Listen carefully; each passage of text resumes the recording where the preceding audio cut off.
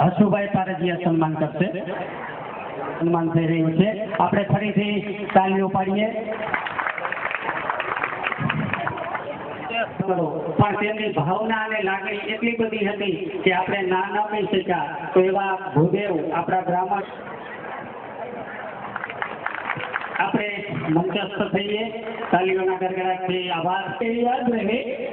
હવે અત્યાર સુધી આપણા વડીલો પોતપોતાનું વક્તવ્ય રજૂ કરતા હતા. કેવી રીતે રજૂ કરે છે તે આપણે શાંતિથી સાંભળીએ. પાછળ ઉભેલા ભાઈઓ તથા બહેનો રાજપર ગામ આજે યજમાન બન્યો છે તેમને તાલીઓથી વધાવીએ. અને અહીંયા જેવી તૈયારી તે લોકો જોઈ રહ્યા છે તેવી તૈયારી. પોતાની પહેલી દીકરીને જ્યારે પારણામાં જુએ છે ત્યારે શું વિચારે છે અને આ જ બાપ બીજી દીકરીને જ્યારે પારણામાં જુએ છે ત્યારે શા માટે નિરાશ થાય છે? બેટી